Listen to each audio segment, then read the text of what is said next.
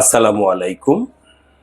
দৈনিক সকালবেলার স্টুডিও থেকে সম্মানিত দর্শক, আপনাদের জানাচ্ছি অভিনন্দন। আজকে আমাদের স্টুডিওতে উপস্থিত হয়েছেন জনাব খালেদ সাইফুল্লাহ সোহেল, যিনি বাংলাদেশ সংবাদপত্র সম্পাদক পরিষদের সভাপতি। আপনার কাছে আজকে আমরা জানতে চাইব, অতি সম্প্রতি ইরানের সর্বোচ্চ ধর্মীয় নেতা জনাব আয়াতুল্লাহ খামেনির শাহাদাত বরণের মধ্য দিয়ে আন্তর্জাতিক বিশ্বে যুদ্ধ ছড়িয়ে পড়েছে। এই যুদ্ধের প্রেক্ষাপটে আমাদের আগামীতে আমাদের জীবনযাত্রা কি হতে পারে, এই বিষয়টি নিয়ে যদি আপনি কিছু বলেন। ধন্যবাদ আপনাকে।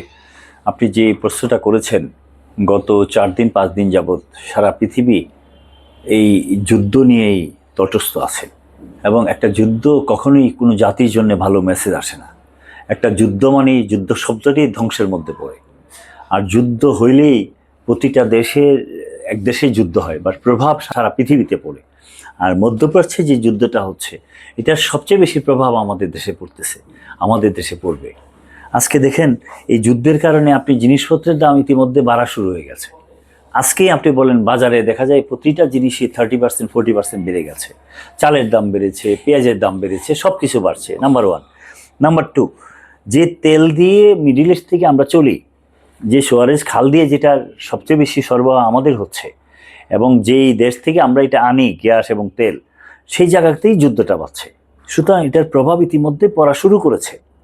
নাম্বার 3, এই যুদ্ধটা যে শুরু হলো, এই যুদ্ধের মধ্য দিয়ে পৃথিবীর যে একটা গণতান্ত্রিক কাঠামো এবং পৃথিবীর যে সব জাতি বর্ণ মিলে একটা পৃথিবী, এই পৃথিবীর এই জিনিসটাই নষ্ট হয়ে যাচ্ছে। এই জন্যে যে আপনি আমেরিকার প্রেসিডেন্ট যে ট্রাম্প এবং ইসরায়েল যে কাজটা শুরু করলো, এই কাজটা পৃথিবীর কোনো নৈতিকতার মধ্যে পড়ে বলে আমি মনে করি না।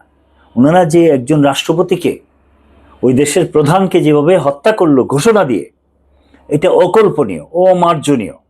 এই জন্যে যে কোনো অবস্থাতে আপনি আমার রাষ্ট্রের একজন প্রধানমন্ত্রীকে, রাষ্ট্রপতিকে আপনি ঘোষণা দিয়ে হত্যা করতে পারেন না। এর কিছুদিন আগে আপনি মাদুরোকে ধরে নিয়ে গেছে। এই যে আমেরিকা এবং ইসরায়েলের যে ক্ষমতাকেন্দ্রিক স্বেচ্ছাচারিতা, যা আন্তর্জাতিক বিশ্বকে একটু হুমকির মুখে ফেলেছে, এর দায়টা আসলে কে নেবে, কার নেওয়া উচিত? ধন্যবাদ আপনাকে। আমি যে কথাটা বলছিলাম, এটা টেনেই আনছিলাম যে এই ট্রাম্প এবং সে যা শুরু করেছেন, ওনারা যুদ্ধটা বাজিয়ে দিলেন একটা আলোচনার টেবিলে বসা অবস্থায়।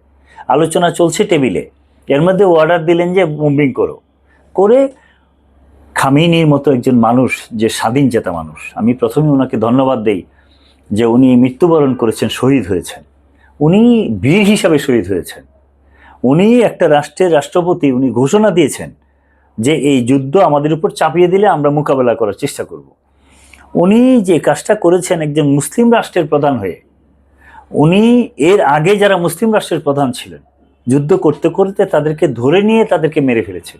আপনি ইরাকের সাদ্দামের কথা বলতে পারেন, আপনি গাদ্দাফির কথা বলতে পারেন, আপনি আরো যারা আছেন, ইদানিং আপনি বলতে পারেন সাদ্দাম হোসেনের কথা, সাদ্দাম হোসেনের কথা আপনি ইদানিং বলতে পারেন, মাদুরের মতো ভেনেজুয়েলার রাষ্ট্রপতিকে যেভাবে ধরে এনে চোখ বেঁধে রেখেছে। এগুলি দেখার পরে একজন রাষ্ট্রপতি তার দেশে যুদ্ধ চাপিয়ে দিচ্ছে, চালাচ্ছে, তাকে যে ধরে এনে অপমান করতে পারে নাই, সে যে দাঁড়িয়ে কথা বলতে পেরেছে, এই জন্য সারা বিশ্ব থেকে সে ধন্যবাদ পেতে পারে। 1 নাম্বার 2, ধন্যবাদ পেতে পারে একজন মুসলিম হিসেবে।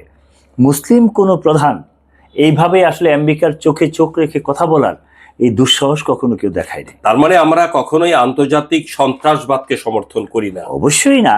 এবং সে যে এটা অন্যায়ের প্রতিবাদ করেছে এত কিছুদিনের মধ্যেও, সে দাঁড়িয়ে থেকে, এই জন্য তাকে ধন্যবাদ দিই। আর সব কিছুর পরে এই যুদ্ধটা যেভাবে চালিয়ে যাচ্ছেন, এতে যে ক্ষতি হচ্ছে সারা পৃথিবী, এই যুদ্ধটা অবিলম্বে জাতিসংঘের একটা বিশাল ভূমিকা নেওয়া উচিত, যাতে এই যুদ্ধটা বন্ধ হয়।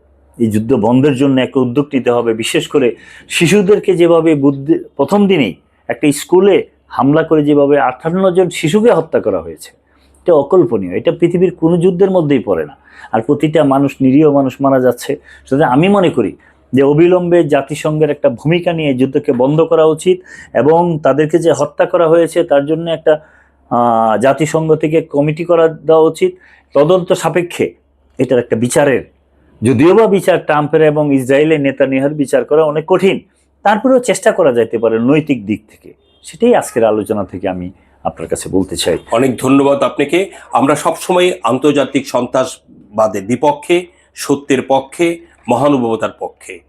আপনি যে মতামত আমাদেরকে দিয়েছেন তা পৌঁছে দিচ্ছি সকালবেলা দর্শকদের পাশে। ধন্যবাদ।